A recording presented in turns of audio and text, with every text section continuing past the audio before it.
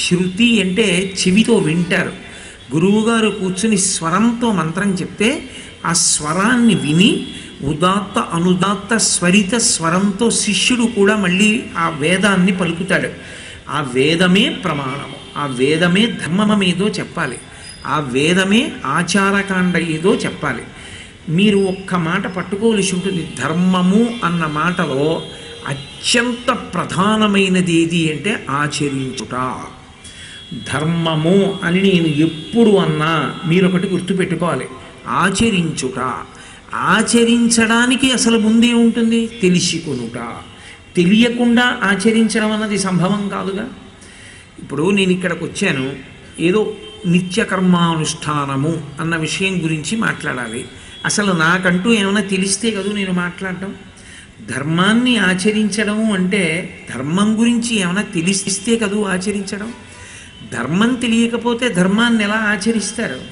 అయితే ధర్మం తెలియడం ప్రధానమా, ధర్మం ఆచరించడం ప్రధానమా అంటే ధర్మం తెలిస్తే ప్రధానం కాదు, ధర్మాచరణమే ప్రధానం.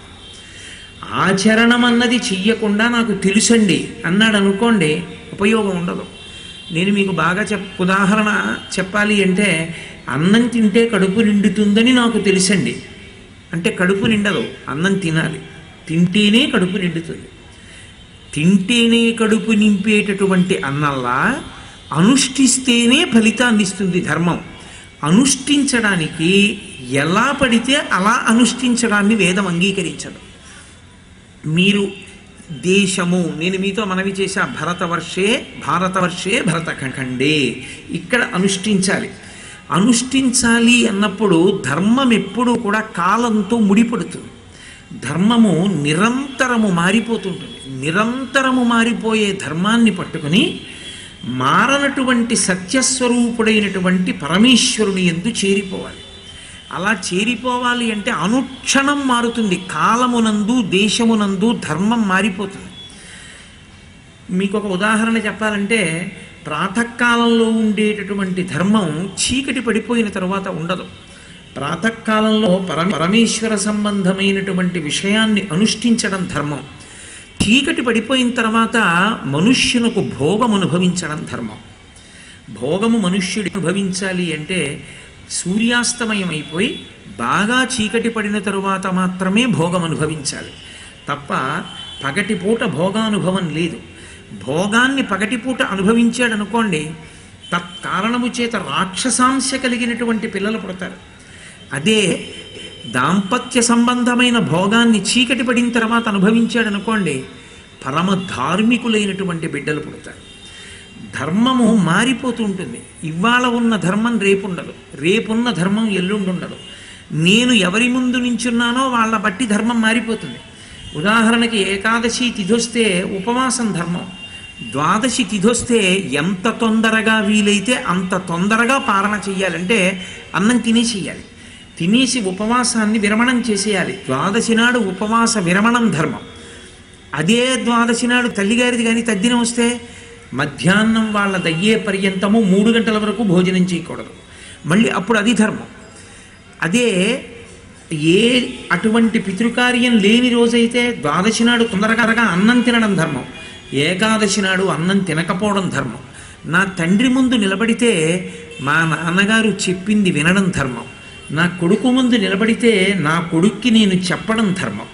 నా భార్య ముందు నిలబడితే అనునయంగా మాట్లాడి ఆమె మనసుని చూరగొనడం ధర్మం. నా కూతురు ముందు నిలబడితే ఆమెకి ధర్మం తెలిసేటట్టుగా మాట్లాడడం నా ధర్మం. నేను కార్యాలయానికి వెళితే ఉద్యోగిగా నా పై అధికారులను గౌరవించడం ధర్మం. నేను ఉపన్యాస వేదిక మీదకి వస్తే 10 మంది చేత గౌరవింపబడేటటువంటి రీతిలో 10 మందికి పనికొచ్చే మాట తప్ప పనికిరాని మాట ఒక్క మాట మాట్లాడకుండా ఉండడం ధర్మం. నా స్నేహితులతో కలిసి నేను మాట్లాడుకుంటున్నప్పుడు ఏదో సంతోషంగా దానికి ప్రయోజనం ఉందా లేదా సంబంధం లేదు, ఉల్లాసం కోసం స్నేహితులతో సరదాగా మాట్లాడుకోవడం ధర్మం. ధర్మము మీరు ఉన్న ప్రదేశాన్ని బట్టి మారిపోతుంది. మీరు యాత్రలో ఉన్నారనుకోండి, శరీరం చాలా ఆకలితో ఉంది, అప్పుడు మీరు ఏదో ఒక పదార్థాన్ని తీసుకోవచ్చు, దోషం లేదు. ఉపనిషత్తులో ఒక కథ ఉంది. ఒక మహానుభావుడు మంచి ఆకలితో ఉన్నాడు. ఆయన శరీరం నిలబట్టలేదు, పడిపోతోంది. ఆయన మంచి జ్ఞానం ఉన్నవాడు. ఆయన గబగబా వెళ్ళాడు. ఆవు నవ్వులుతుంటే ఆవు నోటి వెంట నొరగ కారుతోంది. ఆ నొరగని అక్కడ ఉన్న ఉలవల్ని తీసుకుని తినేశాడు. ఆ గోశాలను రక్షించే వ్యక్తి గబగబా వచ్చి నీళ్లు పోశాడు, తాగండి అన్నాడు. ఆయన అన్నాడు, నేను తాగనన్నాడు. ఇవి ఎందుకు తాగరు? ఆవు నోటి నురుగు తిన్నారు, ఆవు తినేటటువంటి ఆ పాత్రలో ఉన్న ఉలవలు తిన్నారు, నీళ్ళు ఎందుకు తాగరని అడిగాడు. అవి తినకపోతే నా శరీరం పడిపోతుంది, తినేశాను. ఇప్పుడు ఆ నీళ్లు తాగకపోయినా నా శరీరం పడదు, కాబట్టి తాగలన్నాడు. యాత్రాధర్మం వేరు, తన ఇంటిలో తాను ఉంటే ధర్మం వేరు. ధర్మము అన్నది నిరంతరం మారిపోతుంటుంది. ఒక్కసారి ఉన్న ధర్మం ఇంకొకసారి ఉండదు. ప్రదోషవేళ అయితే నేను సంధ్యావందనం చేయడం ధర్మం, ప్రదోషవేళ దాటిపోయాక వచ్చి ప్రవచనం చేయడం నా ధర్మం. ఎప్పుడు ఏది చెయ్యాలో మనం కాదు నిర్ణయించేది, ఈశ్వరుడు వేదమునందు నిర్ణయించి ఉన్నాడు. దేశము కాలము ఈ రెండిటితో పెనవేసుకుని ధర్మం ఆవిష్కరింపబడుతుంది. దేశకాలములను పట్టించుకోకుండా ధర్మం ఉండదు. చాలామంది తెలియక ఒక మాట అంటుంటారు, మూఢాచారం అంటారు. తప్పు, అది మూఢాచారం కాదు. అసలు ఎంత జాగ్రత్తగానో మాట్లాడుతుంది వేదం. అవతల వ్యక్తిని తరింప చేయడానికి ఆచారకాండ వస్తుంది. మీరు ఆచరిస్తే తప్ప ధర్మమునందు నిలబడలేరు. ధర్మము అంటే ఆచరించుట. ఎలా ఆచరించాలి మీరు కాదు నిర్ణయించుకోవలసింది. నేను ఇలా చేసేస్తాను, మీ నిర్ణయంతో చేసినది ధర్మము కాదు. వేదము ఎలా చెప్పిందో అలా మీరు ప్రవర్తిస్తే ధర్మమునందు నిలబడినట్టు.